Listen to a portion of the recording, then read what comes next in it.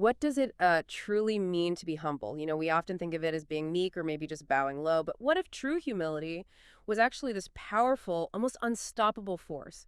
What if it was the key, really, to unlocking immense impact both for you personally and maybe even on a global scale? Welcome to the deep dive.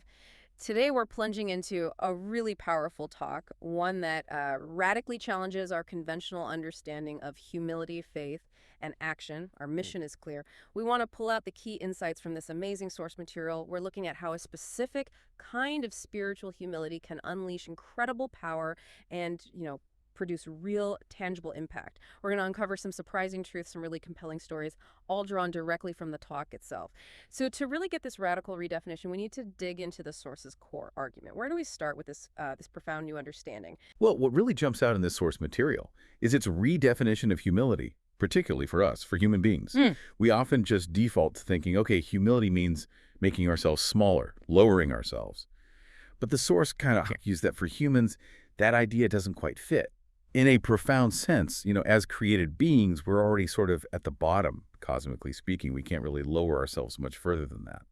So true humility, from this perspective, isn't really about self-abasement. It's about acknowledging our absolute fundamental dependence on our Creator. It's a deep foundational truth about who we are. Okay, so it's not about putting on an act of self-deprecation or like diminishing our own worth. It's more like an honest, maybe even liberating self-assessment of our place in the universe. It's basically admitting, okay, I'm a created being, and without my creator, I can't be explained. I can't even live for a single moment.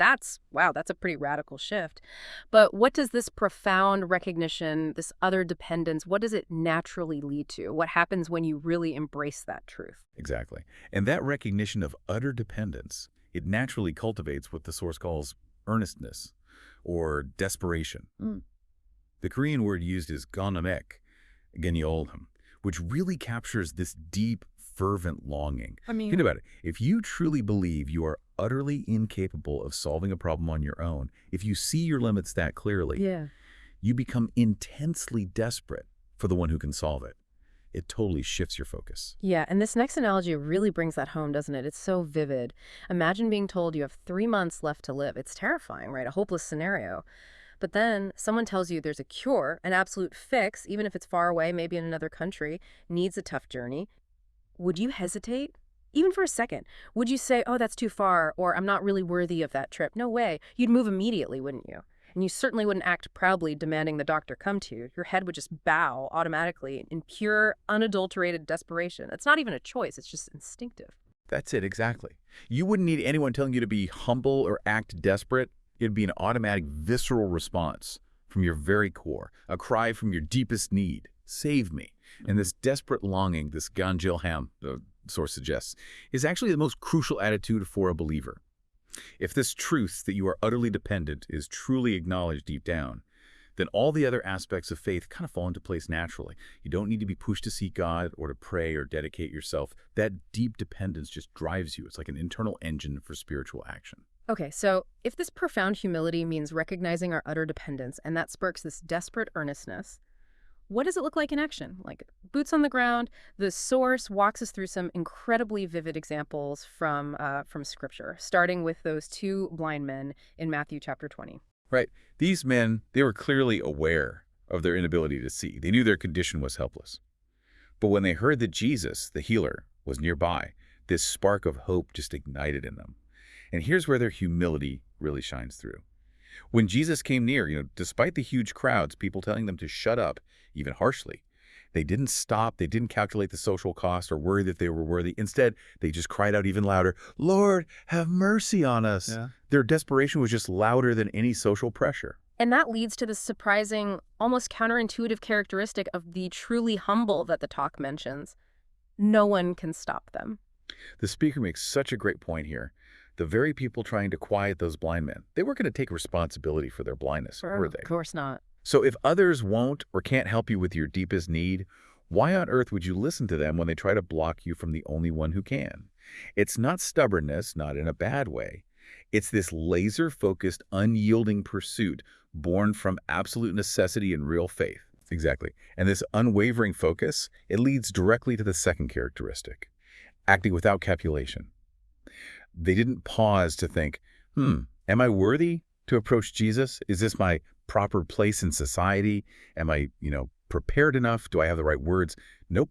They just dove in head first, as the source puts it. They knew their inability, they saw the power of the one who could help, and they just acted instantly. Without hesitation, without self-doubt. Their humility wasn't some paralyzing self-consciousness. It was actually freeing. It freed them by recognizing their need. This reminds me of that analogy the speaker uses, specifically about Koreans learning English. Many spend a lot of money, a lot of time on lessons trying to get perfect sentences, Right. but then they avoid actually speaking with foreigners, just paralyzed by the fear of making mistakes or sounding imperfect. But the source makes it so clear. God already knows our imperfections. He knows we're clumsy, that our attempts are flawed. He still calls us anyway. So what's the point of all this constant calculation if God already accepts our imperfection, maybe even expects it? And if we broaden this out, think about Abraham in the Bible. God called him when he was 75 years old to have children, knowing full well his wife Sarah was way past childbearing age. It wasn't about Abraham's physical ability, or Sarah's, not at all. It was about God acting on their behalf. It's about trusting in divine power, not relying on what we can do. Like the Apostle Paul famously said, I can do all things through him who strengthens me. So the message is really simple, but man, it can be challenging. Stop calculating. Just stop. Yeah. If God gives even a small sign, maybe it's not perfectly clear, just act. God can take a seemingly wrong or imperfect human choice and weave it into his perfect plan if that choice is made with a humble, trusting heart. He basically takes responsibility for our steps if we move for his glory. Let's pivot to another really powerful example, one that's, legendary, David and Goliath. The source points out something fascinating here. God never actually explicitly told David, the shepherd boy, go fight Goliath. So what was it then? What drove David to face this giant that had terrified a whole army, including the king? What was his motivation if it wasn't a direct command?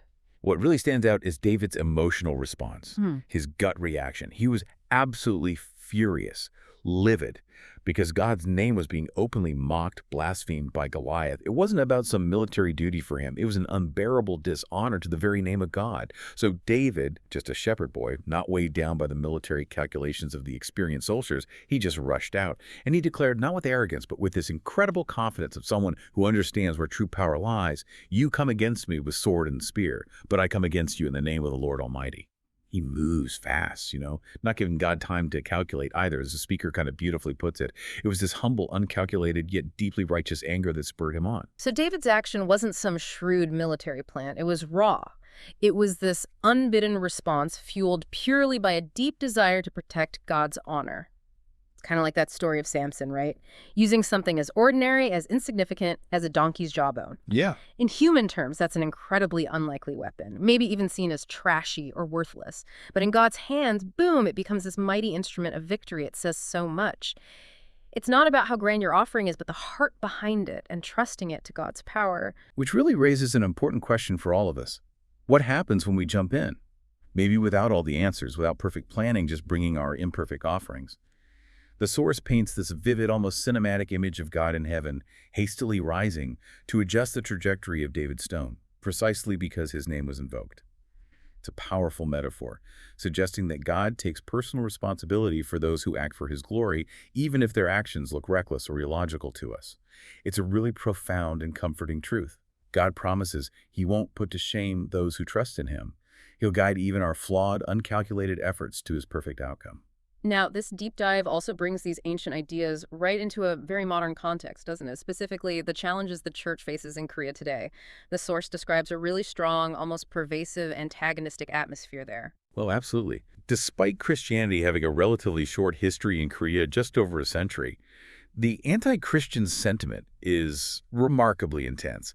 You see it filtering through popular Korean media, dramas, movies, where churches are often portrayed negatively. They feature strange, fanatical, sometimes even criminal characters associated with the church. And this pervasive cultural narrative, it's made many Christians hesitant, even kind of ashamed, to openly share their faith. They prefer to just keep their heads down, avoid drawing attention. It's a real challenge to that idea of humble, uncalculated action in the public square. And the source shares this really striking, very human story about this exact thing. It involves a youth group that got infiltrated by this highly controversial, fast-growing group called Shinkianji. Right, Shinkianji, often described as a cult. Yeah, led by this figure who claims immortality, commands hundreds of thousands of really fervent young followers, often through, well, deceptive recruitment.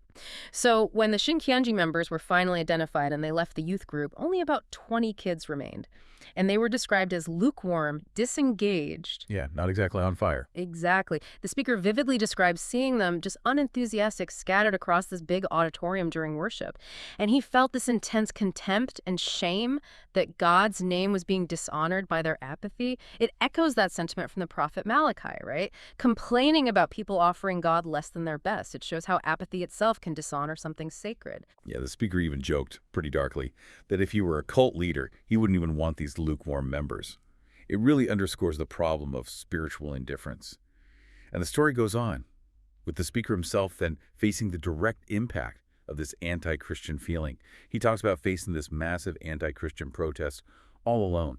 Initially, his thought was, I'm just a young person, I'm not a big leader, I'm not significant enough to do anything. Right, the calculation starts. Exactly. But then he had that flash of insight. Someone had to act. Someone had to do something. So he literally grabbed a cardboard box, hastily scribbled "Only Jesus" on it, and just stood there, alone, in the middle of this crowd. Despite being terrified and facing these aggressive challenges from cult members like this woman repeatedly demanding, "Why is Jesus Christ? Explain it to me." Yeah. He bravely responded with this powerful, totally uncalculated analogy. He said, look, if I explain the sun really well, does that make it the sun? If I explain it poorly, does it become the moon? No, the sun is the sun, regardless. Yes. Jesus is Christ, whether I explain it well or poorly. Wow. That's just an incredible moment of clarity under pressure. And it perfectly illustrates that acting without calculation. But the story doesn't quite end there, does it? Because even after facing ridicule, false accusations, financial fraud, imprisonment, even sexual assault, which he notes were exaggerated and baseless, and this crushing feeling of defeat when other church leaders told him to stop, that he was causing trouble, being weird, something really profound shifted. Yes. He went home feeling totally isolated, asking himself, am I the weird one here? Am I just wrong? But then the emails started coming in. Other people, strangers, had seen him standing there alone. They were inspired, and they too had started holding similar signs, sending messages like, "Teacher, I am also here." It highlights this profound truth the source keeps emphasizing. God's grace and the presence of a remnant like those 7,000 in the Old Testament who stayed faithful despite huge pressure. That's why faith endures.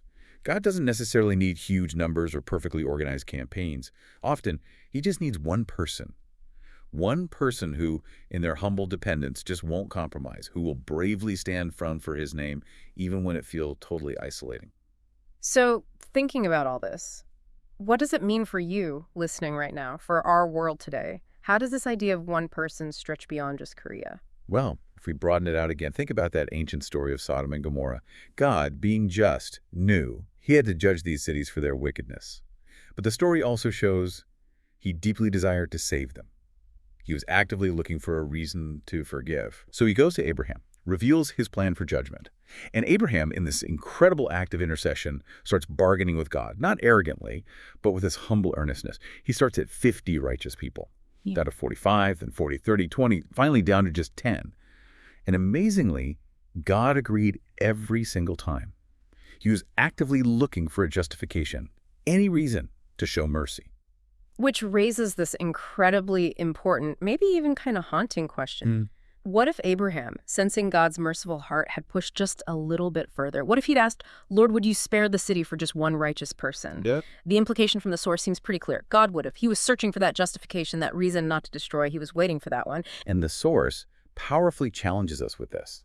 What if we were that one person in our generation? That one person who, by their humble, uncalculating, fervent action, becomes the very reason God continues to preserve a nation or a community or maybe even just a family. The speaker wraps up with this powerful plea, reminding us that God is waiting and being patient with Korea, and that the church, or really any community of faith, won't fall as long as one person remains. One person willing to stand firm, to step out without calculation, just to make sure God's name is glorified. It's a profound call to individual courage, but empowered not by self-reliance, no, but by humble dependence. Wow, what an incredible deep dive today. It really does reshape how we think about humility, doesn't it? Not as passive meekness or being timid, but as this driving force for radical, uncalculated action. Action born directly from acknowledging our utter dependence on God. It's about seeing our true place and letting that fuel this fervent, unstoppable humble pursuit of his will and his honor. It's such a powerful and honestly liberating reminder. God doesn't need our perfection. He doesn't need our carefully calculated abilities. What he truly seems to value and respond to is our willingness. Our willingness to act when his name is at stake, trusting completely that he'll take responsibility for our steps, that he'll guide our imperfect efforts to his perfect end. Our role is just to step out. His role is to, well, adjust the trajectory. So as you're thinking about this, consider this question. What would it look like for you to be that one person in your sphere? Whether that's your family, your workplace, your local community, whatever area of influence you have. What would it look like to step out without hesitation, without all the calculations, fueled by a humble yet desperate faith? What might you do if you truly believed God would meet you right in the middle of your imperfect, uncalculated steps? Yeah, think about a situation in your life right now where maybe you've held back. You're waiting for the perfect conditions or for total clarity, or maybe just waiting for someone else to take the lead. What might actually happen if, like David facing Goliath, you acted out of a kind of holy indignation for something that's dear to God, trusting him wholeheartedly to adjust the trajectory of your very best, even if imperfect efforts? What could change?